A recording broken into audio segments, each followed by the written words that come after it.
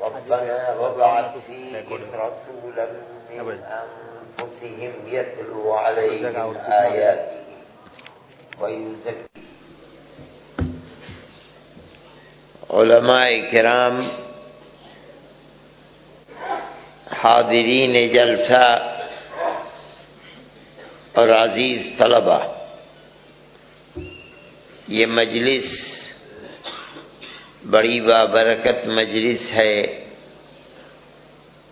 کہ مدرسے کے وہ طلبہ جنہوں نے مدرسے کے نظام کے مطابق یہاں حفظ قرآن کی تکمیل کی ہے، آج ان کے قرآن کی تکمیل پر یہ مجلس منعقد کی گئی ہے۔ ہمارا ایمان اور عقیدہ ہے کہ اللہ نے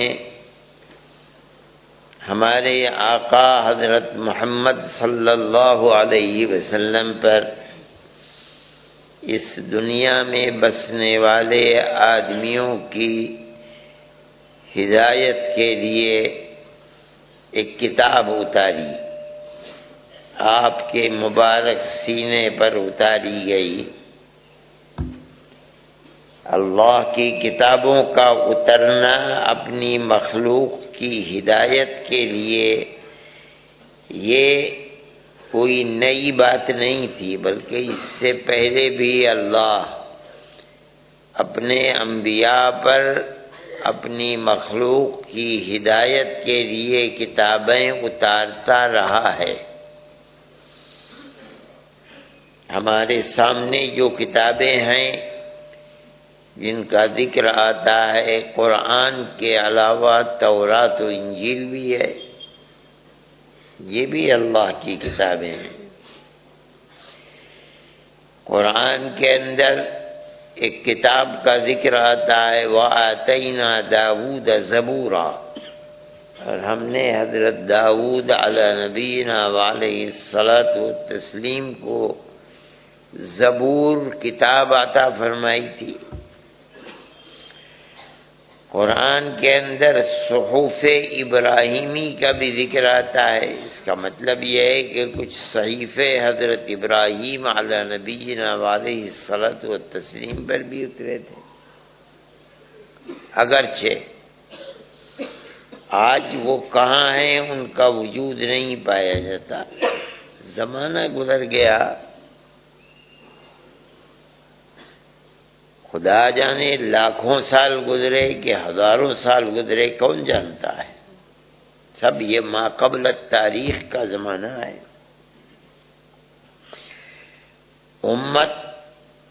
امت کے ختم ہو جانے کے بعد دوسرا نبی آیا اور دوسری امتیں آئیں، وہ کتاب کی حفاظت نہیں کر سکے۔ ایسی کتاب جس کی حفاظت ہوئی ہے اور اللہ نے خود اس کی حفاظت کی ذمہ داری لی ہے، وہ قرآن ہے۔ اور ہم یہ دیکھتے ہیں کہ کسی کتاب کی حفاظت کی ذمہ داری لینا یہ تو اللہ کا کام ہے، لیکن دنیا کے اسباب میں ہم دیکھتے ہیں کہ کتابوں کی حفاظت جبھی ہو سکتی ہے جب اس کے پڑھنے والے کثیر اور بڑی تعداد میں ہوں۔ لکھنے والے کتابیں لکھتے ہیں، اگر وہ کتاب مقبول ہے تو مہینے دو مہینے میں ختم ہو جاتی ہیں، دوبارہ پھر چھپ جاتی ہیں، پھر اس کے بعد 2 4 10 20 مہینے کے بعد پھر چھپتی ہے کتاب، اس لیے کہ پڑھنے والوں کو اس کتاب سے دلچسپی ہے۔ کتاب زندہ ہے، دنیا میں کوئی کتاب اتنی پڑھی جانے والی نہیں ہے جتنا پڑھا جانے والا قرآن ہے۔ ہر مسلمان اس کو پڑھتا ہے، اگر وہ نہیں بھی پڑھنا جانتا ہے تو بھی نماز پڑھتا ہے، نماز پڑھتا ہے تو نماز کے اندر قرآن کا پڑھنا فرض ہے۔ آج دنیا میں کوئی یہ بھی نہیں بتا سکتا کہ قرآن کے 1400 سال میں کتنے ایڈیشن نکل چکے ہیں۔ جب سے چھپ رہا ہے، اس سے پہلے لوگ اپنے ہاتھوں سے لکھا کرتے تھے۔ اتنی کثرت کے ساتھ قرآن کے پڑھنے والے ہیں دنیا میں کہ دنیا کی کوئی کتاب بغیر کسی اختلاف کے اتنی نہیں پڑھی جاتی جتنا قرآن پڑھا جاتا ہے۔ یہی بنیاد ہے دنیا کے اندر کہ قرآن محفوظ ہے۔ اللہ کی طرف سے جو قضاء و قدر کا فیصلہ ہے وہ دنیا کے اندر جب ظاہر ہوتا ہے تو قانون یہ ہے کہ اسباب کے آئینے میں ظاہر ہوتا ہے۔ دیکھیں دنیا تو اسباب کا گھر ہے۔ نبی کریم علیہ السلام فرماتے ہیں کہ جب انسان کے لیے کسی شہر میں، کسی ملک میں، کسی زمین میں، کسی جگہ موت اللہ نے مقدر کی، مثال کے طور پر دلی کا رہنے والا ہے، موت اس کو بمبئی میں آنی ہے۔ اللہ کی بنائی ہوئی تقدیر دنیا میں کیسے ظاہر ہوگی؟ فرماتے ہیں جعل لہ الیہا حاجتاً، اس کے دل میں اللہ یہ طلب پیدا کریں گے کہ چلو بمبئی چلنا ہے، وہ بمبئی جائے گا اور اللہ کی تقدیر وہاں ظاہر ہوگی، موت آ جائے گی۔ دنیا کے اندر جب بھی قضاء و قدر کا فیصلہ اللہ کا ظاہر ہوتا ہے، کیونکہ دنیا دار الاسباب ہے، اسباب کا گھر ہے، اس لیے کوئی نہ کوئی سبب ہوگا۔ اللہ کا فیصلہ ہے کہ کل صبح ہوگی تو اللہ صبح سے پہلے سورج کو طلوع کرے گا۔ اللہ کا فیصلہ ہے کل دن کے بعد رات آئے گی تو رات آنے سے پہلے سورج کو غروب کرے گا۔ اللہ جو قادر مطلق ہے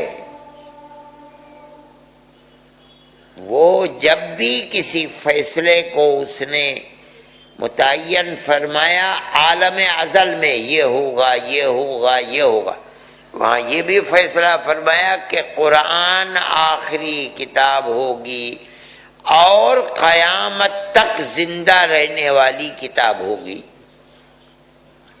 یہ فیصلہ دنیا میں ظاہر کیسے ہوگا، اس کا سبب کیا بنے گا، یہ ضروری ہے، اس لیے کہ دنیا میں تو ہر چیز کا سبب ہے۔ صحیح ہے، ہمارا ایمان ہے کہ اللہ کی تقدیر سے، اس کے فیصلے سے چیز ہوتی ہے، لیکن جب وہ دنیا میں ظاہر ہوگی تو دنیا دار الاسباب ہے، ہر فیصلہ خداوندی کا کوئی نہ کوئی سبب ہوگا۔ یہاں ہم اس سبب تک پہنچے یا نہ پہنچے، موت کا ایک سبب ہے۔ دنیا سے بھائی کیسے مر گیا، سب ہارٹ اٹیک ہو گیا، یہ ایک سبب ہے۔ بیمار ہو گیا، کینسر ہو گیا، تو یہ ایک سبب ہے۔ اور ایسا بھی ہوتا ہے، ہارٹ اٹیک ہوتا ہے اور آدمی نہیں مرتا۔ اس کا مطلب یہ کہ اس سبب کے اندر اللہ نے تاثیر نہیں رکھی موت کی۔ یہ ایسے ہی ہے جیسے آگ جلانے کا سبب ہے، اللہ مسبب الاسباب ہے۔ کیا مطلب؟ اس سبب میں تاثیر پیدا کرنا یہ بھی اللہ کا کام ہے۔ ہو سکتا ہے سبب ہو، تاثیر نہ ہو اس کے اندر۔ حضرت ابراہیم علیہ نبینا علیہ الصلوۃ والتسلیم کو آگ میں ڈال دیا تاکہ جل جائیں، آگ جلا دے اس سبب میں اللہ نے تاثیر جلانے کی پیدا فرمائی ہے، لیکن جب اللہ چاہے گا اس تاثیر کو چھین لے گا۔ چنانچہ قرآن کے قل یا نار کونی بردن وسلاما علی ابراہیم، اے آگ ابراہیم کو جلانے والی نہ بن، کیا مطلب ہم نے تجھ سے جلانے کی تاثیر اس شخص کے لیے چھین لی، بلکہ اس کے لیے تو ٹھنڈک بن جا۔ آگ ٹھنڈک بن گئی۔ اللہ کے دنیا دار الاسباب ہے، ہر چیز کا سبب ہے، یہاں اللہ نے بنایا ہے سبب۔ اللہ مسبب، کیا مطلب ہر سبب میں تاثیر پیدا کرنا، سبب کا بنانا بھی اللہ کا کام، اس سبب میں تاثیر پیدا کرنا بھی اللہ کا کام۔ جب چاہتا ہے سبب کو کند کر دیتا ہے، سبب موجود ہے مگر اس سبب میں جان نہیں ہے۔ آدمی 5 منزل سے گرا، اس کے ٹکڑے ٹکڑے ہو جانے چاہیے تو مگر دیکھتے ہیں گرا اور اٹھ کے پھر چل دیا۔ سبب ہے لیکن اس سبب میں تاثیر جس طرح پیدا کرنا سبب کا، یہ اللہ کی قدرت ہے۔ اس سبب میں تاثیر کا پیدا کرنا یہ بھی اللہ کی، یہ ایمان ہے ہمارا۔ دنیا کے اندر اسباب پیدا ہوتے ہیں اور وہ اسباب بے اثر ہو جاتے ہیں، کند پڑ جاتے ہیں۔ اس کا سبب اللہ نے جب فیصلہ فرما دیا کہ قرآن کو ہم نے اتارا ہے، ہم اس کی حفاظت بھی کریں گے، تو اب دنیا تو دارالاسباب ہے، کیسے حفاظت کریں گے؟ اس کی حفاظت کے لیے لوگوں کے اتنا قریب کیوں کرتے ہو یار، میں تو زور سے بول رہا ہوں۔ لوگوں کے دلوں میں یہ داعیہ طلب پیدا کی، چلو قرآن کو یاد کرو۔ میں نہیں کر سکا، اللہ نے مجھے اولاد دی ہے، میں اپنے اولاد کو، یہ اولاد تو میری ہے، کل قیامت کے دن میرے لیے میری قبر کے اندر، قبر کے بعد میدان محشر میں، جنت میں، ہر جگہ اس کا قرآن میرے لیے خوشی کا سبب بنے گا، ترقی درجات کا سبب بنے گا، مغفرت کا سبب بنے گا۔ اب ساری دنیا کے دل میں داعیہ پیدا کیا۔ ہر سال لاکھوں حفاظ دنیا کے اندر پیدا ہوتے ہیں، اگر ساری دنیا کو آپ دیکھیں۔ یہ کیسے ہے؟ وہی جس نے وعدہ کیا تھا عالم ازل میں ہم اس کی حفاظت کریں گے، اسی نے حفاظت کا طریقہ بھی پیدا کر دیا۔ جن کتابوں کا وعدہ نہیں فرمایا تھا، ان کتابوں کے ماننے والوں کے دل میں یہ طلب پیدا نہیں کی کہ وہ اس کی حفاظت کریں۔ تورات و انجیل کے ماننے والے دنیا میں کم نہیں ہیں، انجیل کے ماننے والے تو مسلمانوں سے زیادہ ہیں، لیکن آپ چراغ لے کے ڈھونڈیں کہ آپ کو کوئی انجیل کا حافظ مل جائے، آپ کو نہیں ملے گا۔ کیوں؟ اللہ نے داعیہ پیدا نہیں، اللہ نے وعدہ نہیں فرمایا تھا حفاظت کا۔ کیا مطلب ہے؟ ضرور حضرت موسیٰ علی نبینا وعلیہ الصلاۃ والتسلیم پیدا ہوں گے، نبی ہوں گے، رسول اللہ ہوں گے، کتاب اترے گی، اتر گئی کتاب۔ پھر اس کے بعد حضرت عیسیٰ ہوں گے، اللہ کے رسول ہوں گے، کتاب اترے گی، کتاب اتر گئی، لیکن حفاظت نہیں ہوگی۔ کیوں؟ ان کتابوں کی حکومت ایک زمانے تک رہے گی، جب ایک اور نبی اللہ پیدا فرمائے گا، ایک اور کتاب اتارے گا، تو اب ان کتابوں کی حکومت ختم ہو جائے گی، اس کتاب کی حکومت قائم ہوگی۔ اس لیے اس کی حفاظت کی ضرورت بھی نہیں ہے،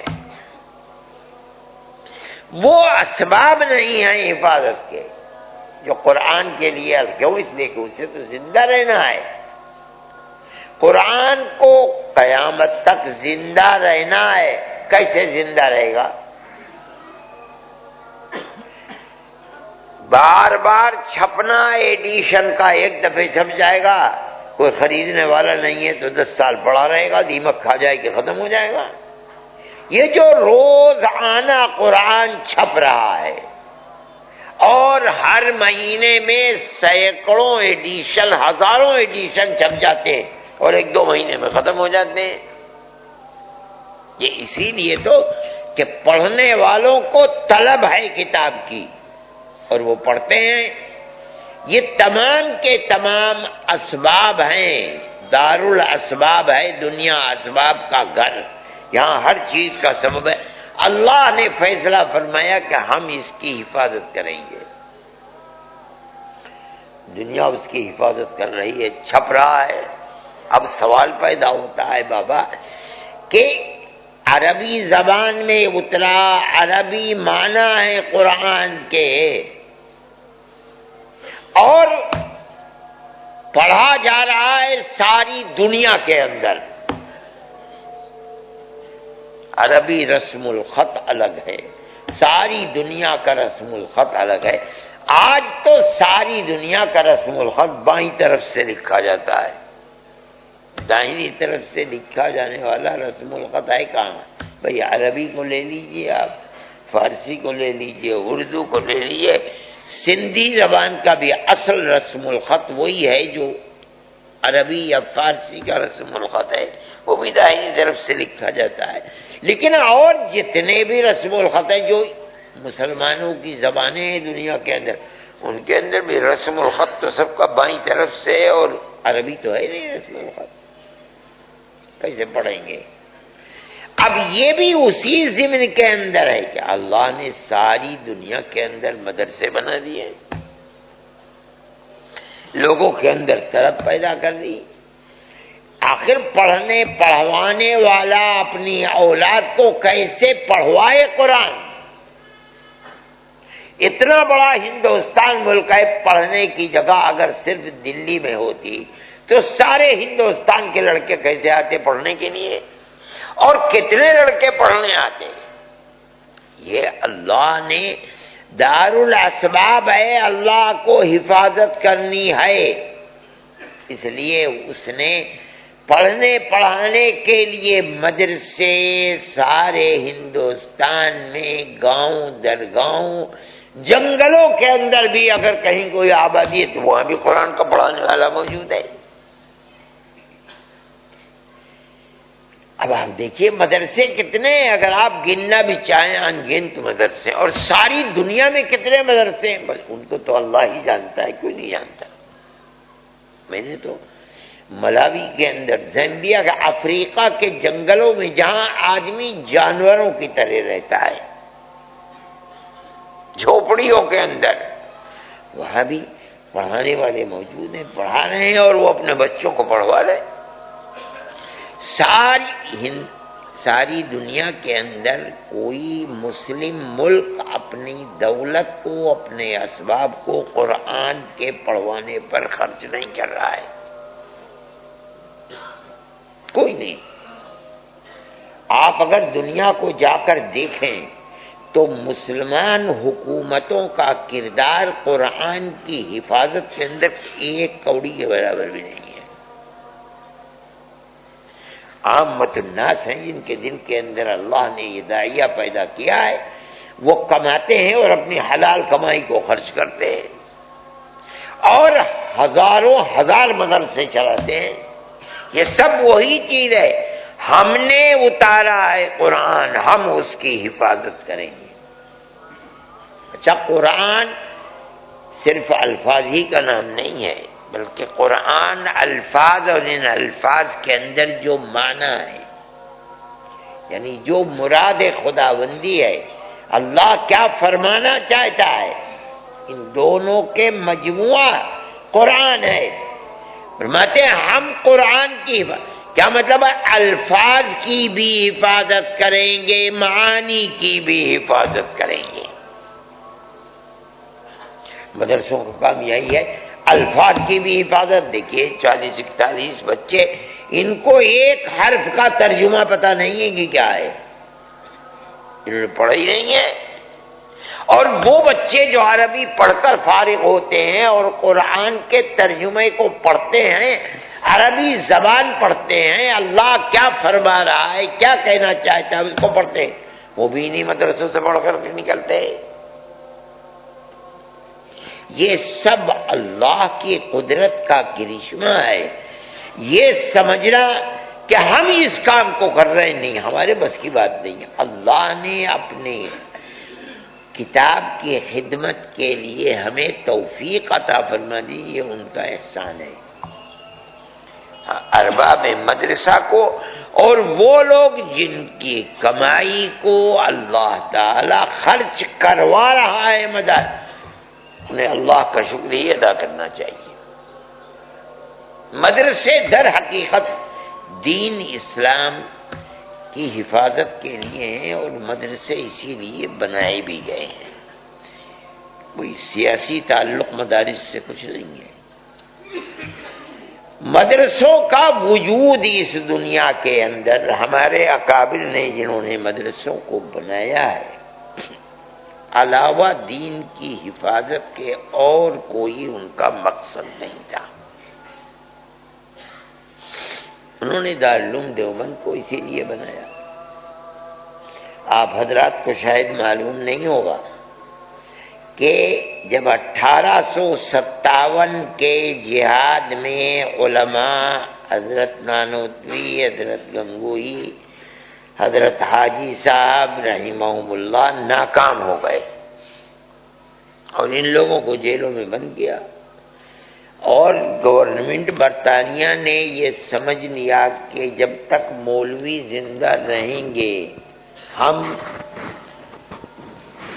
مضبوط ہندوستان میں نہیں رہ سکتے۔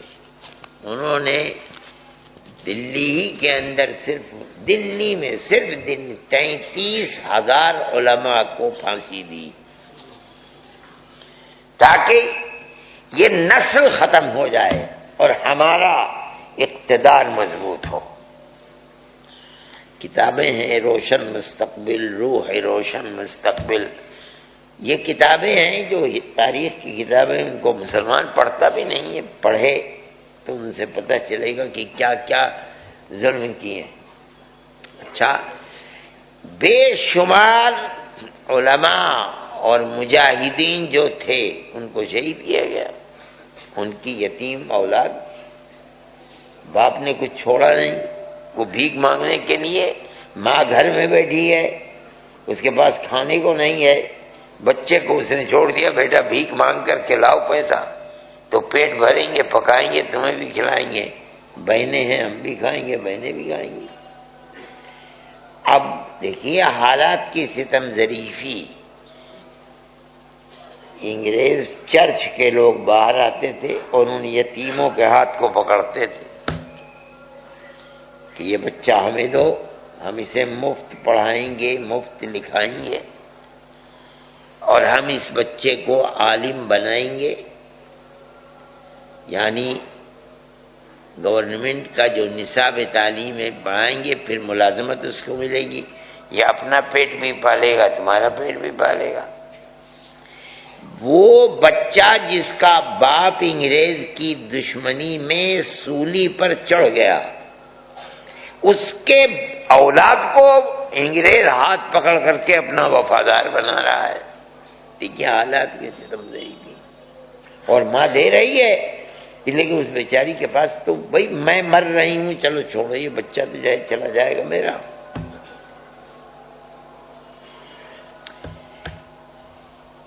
ان حالات میں ہمارے علماء نے جب عام معافی کا اعلان ہوا تو انہوں نے باہر نکل کر ٹھیک 1857 کے 9 سال کے بعد 1866 میں دارالعلوم دیوبند کی بنیاد رکھی، اور بالکل اسی طرح بچہ ہمیں دو، ہم اس بچے کو مفت لکھائیں گے، کتابیں مفت دیں گے، مفت رکھیں گے، کھانا مفت دیں گے، اور مجاہد کی اولاد تھی، اسے بھی مجاہد بنائیں گے، ملک کی آزادی کے لیے یہ بھی قربانی دے گا۔ اب یہ سوچنے کی بات ہے کہ انگریز تو یہ کہتا تھا کہ میری حکومت میں سورج غروب نہیں ہوتا. یہ جو مولوی تھے یہ تو بوریے پر بیٹھنے والے لوگ تھے، ان کے پاس تو کچھ بھی نہیں تھا، یہ تو فقیر لوگ تھے. یہ کہاں سے مدرسے میں روز صبح کو کھانا، صبح کو ناشتہ، دوپہر میں کھانا، رات کا کھانا کہاں سے کھلا دیں گے؟ یہ خدا کی قدرت دیکھیے. انہوں نے اپنی قوم کو متوجہ کیا کہ تم آدھی روٹی کھاتے ہو، اس میں سے ایک حصہ انہیں بھی دو. اگر یہ مدرسے زندہ ہیں تو تمہاری آنے والی نسل زندہ رہے گی، اسلام اور ایمان زندہ رہے گا. اگر یہ مر گئے، تم مر جاؤ گے، تمہاری آنے والی نسل بھی مر جائے گی. اور ساری دنیا میں ہندوستانی قوم جہاں بھی ہے وہی مدرسوں کو چلاتی ہے، عرب نہیں چلاتے. عربوں سے کوئی اگر کہے کہ مسجد بن رہی ہے دے دو پیسہ، عرب دے دے گا پیسہ.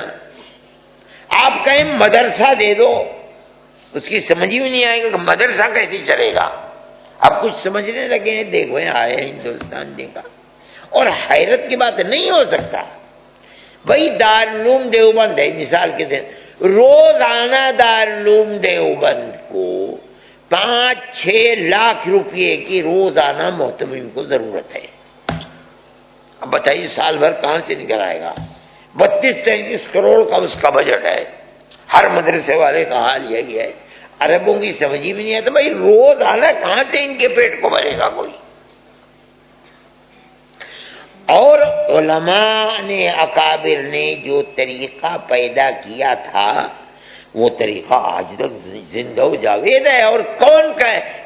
صرف ہندوستانی نسل. دنیا میں کہیں بھی ہے، امریکہ میں ہے، یورپ میں ہے، افریقہ میں ہے، لوگ جاتے ہیں وہ چندہ دے دیتے ہیں. وہ جانتے ہیں کہ وہ مدرسوں میں کیا ہوتا ہے، کیسے ہوتا ہے، وہی سمجھتے ہیں، کوئی اور نہیں سمجھتا. یہ مدرسوں کی روح اور جان اور مقصد ہے مدرسوں کا. اسلام زندہ کیسے رہے؟ بھائی کرسچن اگر پکڑ کر کے لے جائے گا آپ کی اولاد کو تو مسلمان تھوڑا ہی بنائے گا، وہ تو اسے کرسچن بنائے گا. یہودی پکڑ کر لے جائے گا، یہودی بنائے گا.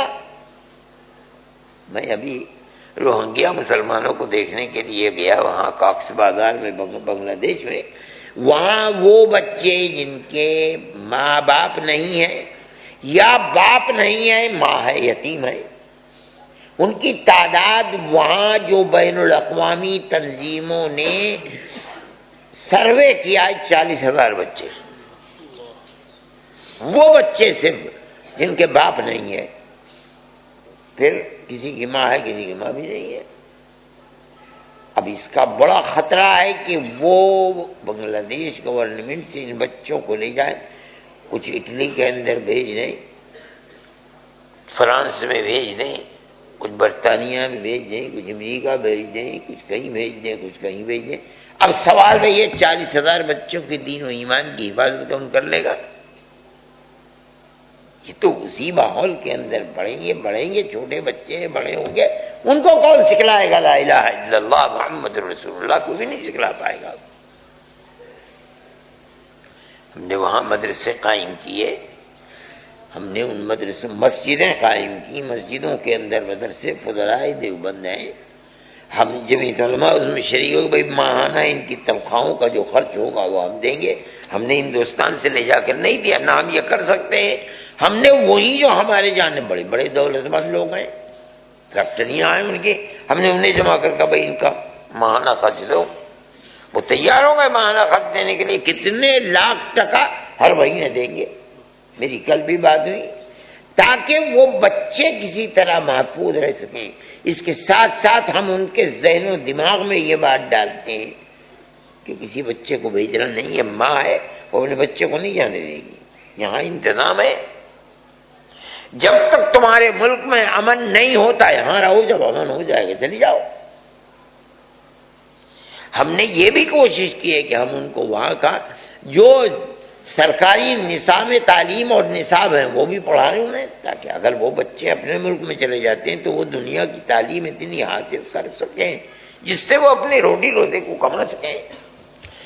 مطلب یہ ہے کہ دنیا کے اندر کیا ہو رہا ہے، کیسے ہو رہا ہے، اگر یہ مدارس نہ ہوتے تو ہماری آنے والی نسلیں، اور اب تو میں کہتا ہوں جو پرانی نسلیں تھیں، ان کے بھی دین و ایمان کی کوئی حفاظت نہیں کر سکتا تھا۔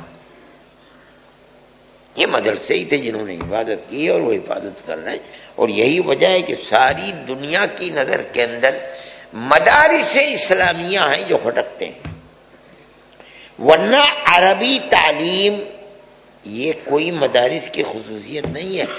دنیا کی کوئی یونیورسٹی بڑی سے بڑی ایسی نہیں ہے جس کے اندر اسلامیات نہ پڑھائے جاتے ہوں۔ علی گڑھ یونیورسٹی میں بھی ہے، ہندو یونیورسٹی بنارس کے اندر اس میں بھی ہے۔ میں گیا ہوں انگلینڈ میں آکسفورڈ یونیورسٹی میں، وہاں بھی اسلامیات کا شعبہ ہے۔ یہاں ہمارے یہاں علی گڑھ میں پروفیسر خلیق احمد نظامی مرحوم تھے، ان کے بیٹے ڈاکٹر فرحان یہیں سے پڑھ کر کے گئے، وہ اس شعبے کے ہیڈ تھے، اب تو ریٹائر ہو گئے وہ۔ دنیا میں یورپ ہو، امریکہ ہو، ہندوستان ہو، دنیا کا کوئی ملک ہو، جب یونیورسٹی قائم ہوتی تو اسلامیات کا بھی ایک شعبہ ہے، اسلام پڑھایا جاتا ہے، کسی کو کوئی اختلاف نہیں۔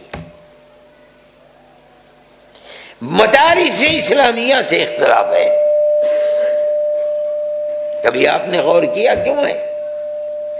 اگر اسلامی تعلیم اسلامی تربیت کے اندر ہو، یہ سب سے بڑا خطرہ ہے۔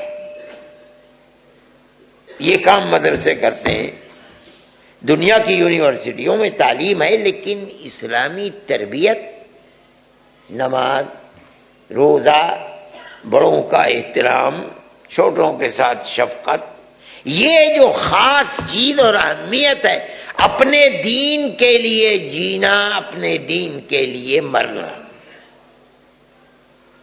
یہ مدرسوں سے آتا ہے۔ اس لیے مدرسے دہشت گردی کا اڈا کہے جاتے ہیں، اور ان یونیورسٹیوں میں یہ نہیں سکھلایا جاتا کہ اس سے کسی کو اختلاف نہیں ہے۔ حالانکہ میرے بھائی، مدارس اسلامیہ تو وہی تعلیم دیتے ہیں جو اللہ نے قرآن میں دی اور حدیث رسول اللہ نے صلی اللہ علیہ وسلم نے حدیث میں دی۔ یہی میں نے جو آیت پر وَيُعَلِّمُهُمُ الْكِتَابَ وَالْحِكْمَةَ، رسول اللہ کتاب یعنی قرآن پڑھاتے، اور محدثین مفسرین فرماتے حکمت کا مقصد ہے، حکمت کا مصداق ہے جناب رسول اللہ صلی اللہ علیہ وسلم کی حدیث اور سنت۔ مدارس اسلامیہ میں اس کے سوا کچھ بھی نہیں ہے، یہاں تو کوئی چیز بھی نہیں پڑھائے۔ وہی زندگی جو رسول اللہ صلی اللہ علیہ وسلم نے صحابہ کو سکھلائی، وہی علم جو صحابہ کو پیش کیا آپ نے اور صحابہ اس کا نمونہ بنے، مدارس اسلامیہ اس کے سوا کچھ بھی نہیں ہے۔ وہ ہے کیا چیز؟ میں آپ کو کہتا ہوں، وہ چیز یہ ہے کہ مذہب سے اوپر اٹھ کر انسانیت کی بنیاد پر ہر ایک کے ساتھ حسن سلوک کرنا، ہر ایک کے حق کو ادا کرنا، یہی بنیاد تھی جو اسلام زندہ رہ گیا، ورنہ اسلام تو کب کا ختم ہو چکا ہوتا۔ قرآن نے فرمایا، جس کو یہ بچے پڑھتے ہیں، ان اللہ یأمرکم ان تؤدوا الامانات الی اہلہا، خدا تمہیں حکم دیتا ہے امانتیں جن کی ہیں ان کو دو۔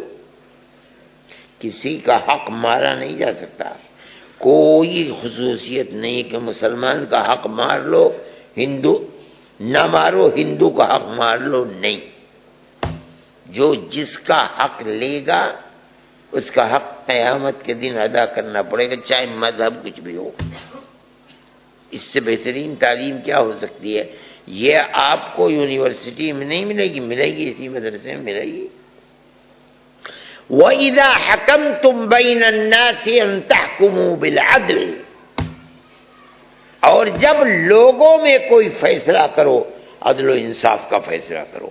یہ نہیں فرمایا وَإِذَا حَكَمْتُمْ بَيْنَ الْمُسْلِمِينَ أَن تَحْكُمُوا بَيْنَ النَّاسِ، لوگوں میں، مطلب کیا مذہب کیا، اس سے کوئی بحث نہیں.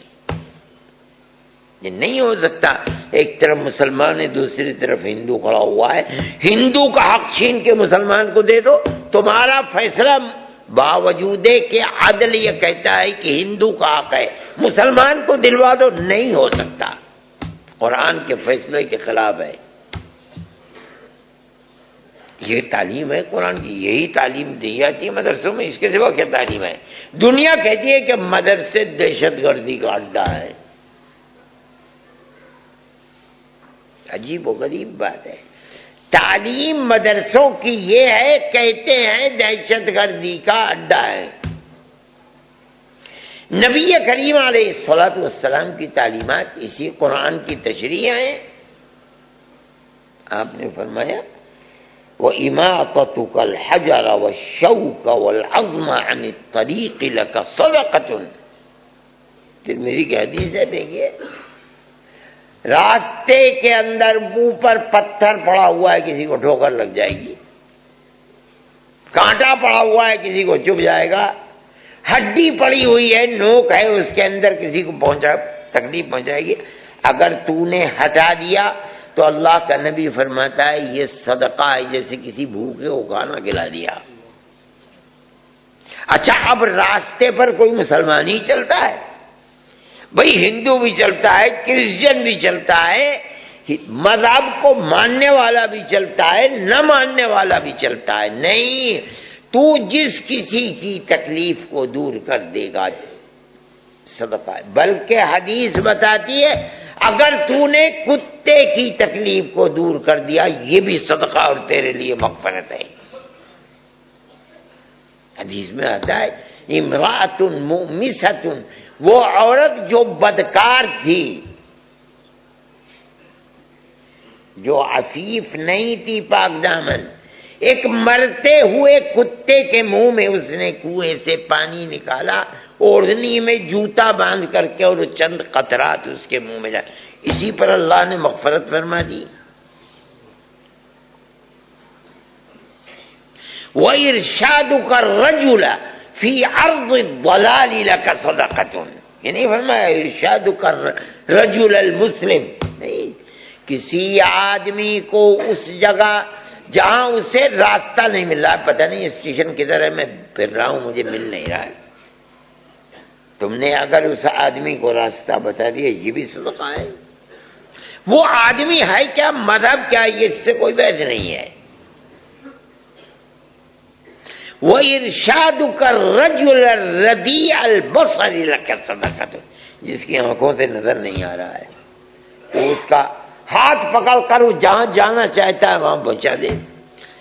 میں کہہ سکتا ہوں عمومیت ہے، وہ اپنے گھر جانا چاہتا ہے وہاں پہنچا دے. مسلمان ہے مسجد جانا چاہتا ہے وہاں پہنچا دے. وہ ہندو دھرم کا ماننے والا ہے، وہ عیسائیت چرچ جانا چاہتا ہے، اس کا ہاتھ پکڑ کر کے وہاں پہنچا دے، اس کو مندر پہنچا دے، یہ بھی صدقہ ہے تیرے لیے، تو نے اس کی مدد کی ہے. مطلب ہے کہ یہ وہ تعلیم ہے جو مدارس کی تعلیم ہے. آج دنیا کے اندر جو سیاست ہے نفرت کی، تعصب کی، مسلمان اسلام کے سوا کسی کو زندہ نہیں دے. میں جو بات کہہ رہا ہوں یہ اسلام کے سوا ہی کے ساتھ ہے، وہ بیچارے جانتے ہی نہیں، اور مسلمانوں کے اوپر قتل و غارت گری، لوٹ مار اس طریقے کے کہ ہندوستان میں کبھی اس سے پہلے نہیں آیا تھا،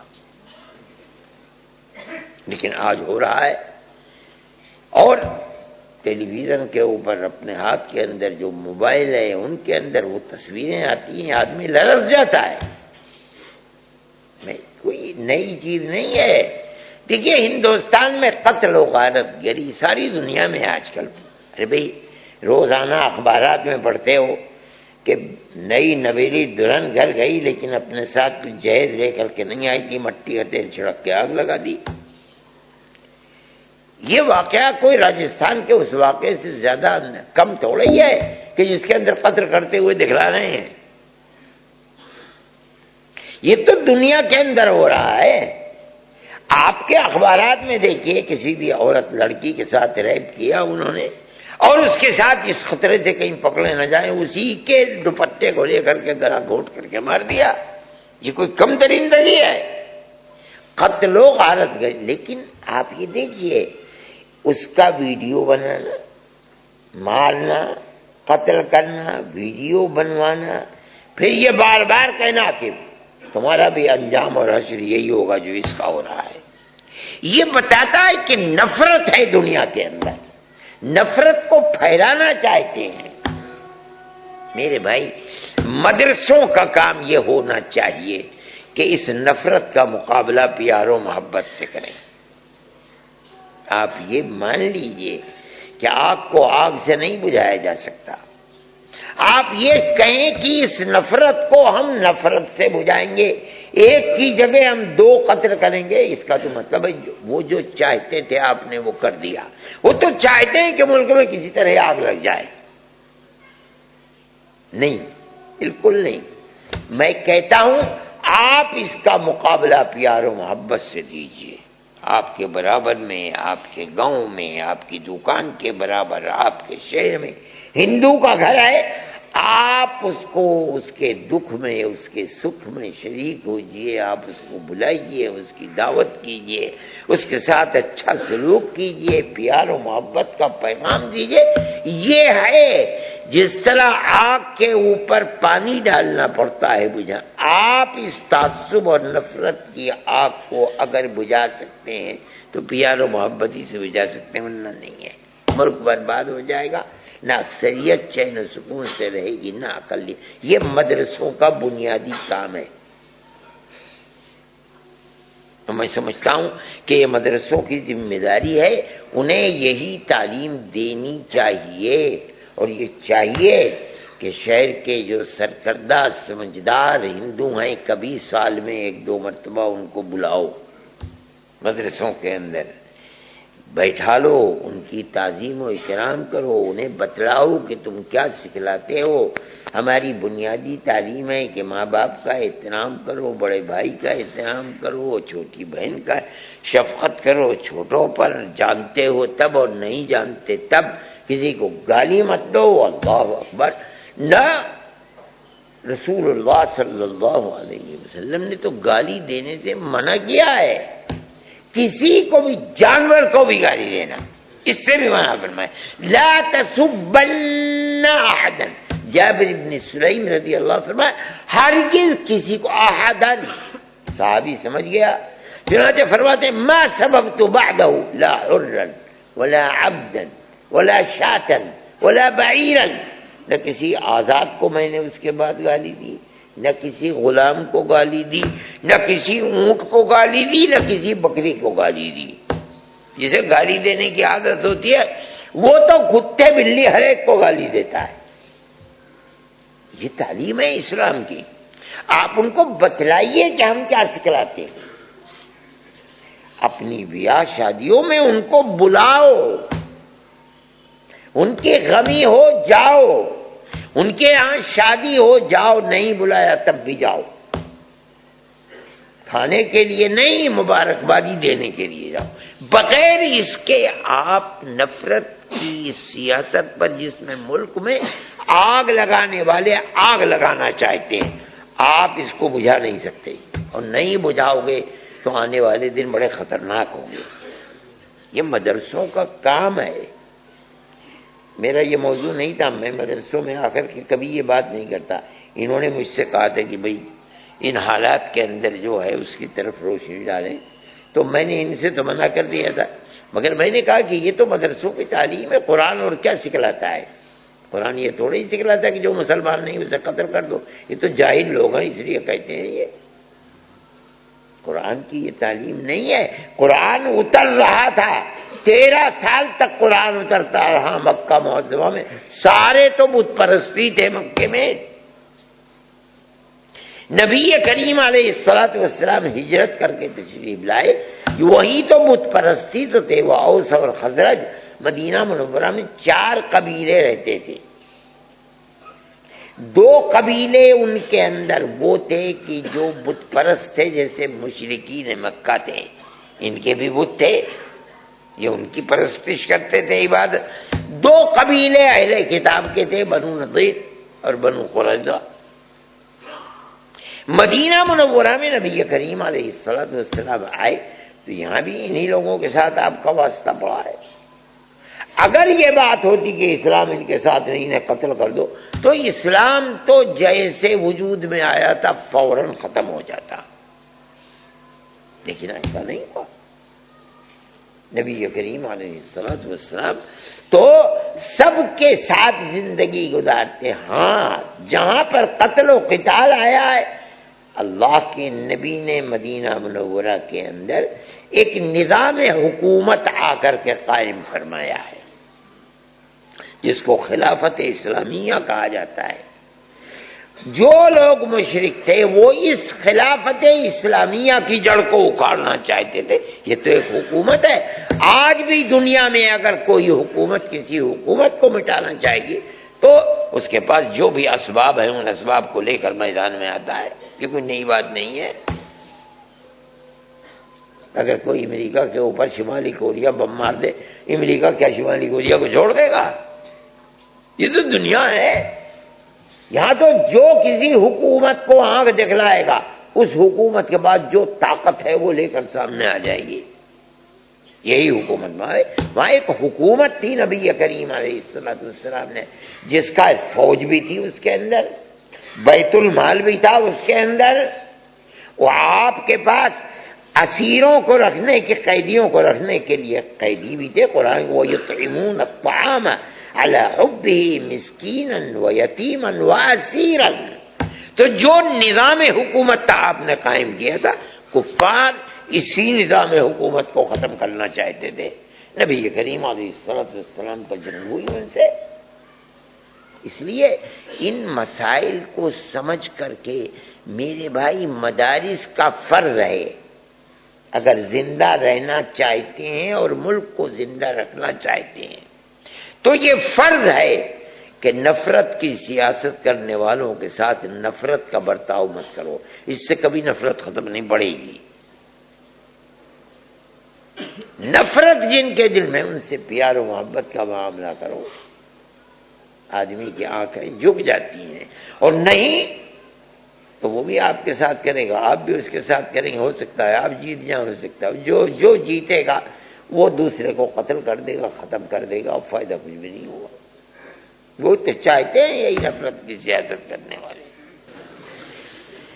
بہرحال اللہ تعالیٰ مدرسے کو دن دونی رات چوگنی ترقی عطا فرمائے۔ جن بچوں نے قرآن کو پڑھا ہے، صحیح ہے، قرآن کے الفاظ بھی عبادت ہیں، چاہے سمجھے چاہے نہ سمجھے، ہر ایک کا ثواب ہے۔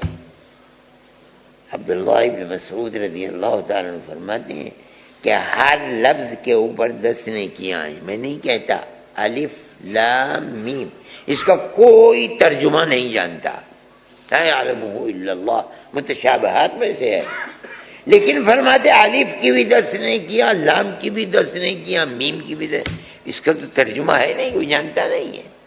اس کا مطلب ہے کہ چاہے سمجھے چاہے ترجمہ جانتا ہے نہیں جانتا، ثواب من عند اللہ موجود ہے۔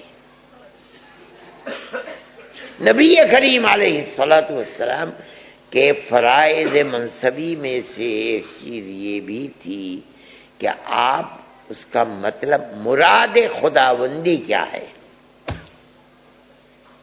اللہ ان الفاظ میں کیا کہنا چاہتا ہے، دنیا میں کوئی نہیں جانتا مراد خداوندی کو۔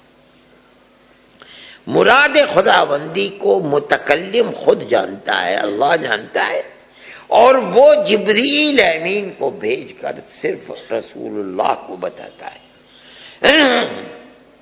رسول اللہ صلی اللہ علیہ وسلم کا فرض منصبی یہ ہے کہ وہ امت کو بتلائیں۔ آپ صحابہ کو بتلاتے ہیں، یہاں سے یہ بھی پتہ چلا کہ صحابہ تو عربی زبان کے ماہر تھے، شعراء تھے، فصحاء تھے، بلغاء تھے۔ اس کا مطلب ہے کہ ہر عربی زبان کا جاننے والا قرآن عربی میں اترا، مراد خداوندی کو بغیر پڑھائے خود پڑھ لے نہیں ہو سکتا، ورنہ رسول اللہ کو وہ یعلمہم الکتاب اس کی ضرورت کیا تھی؟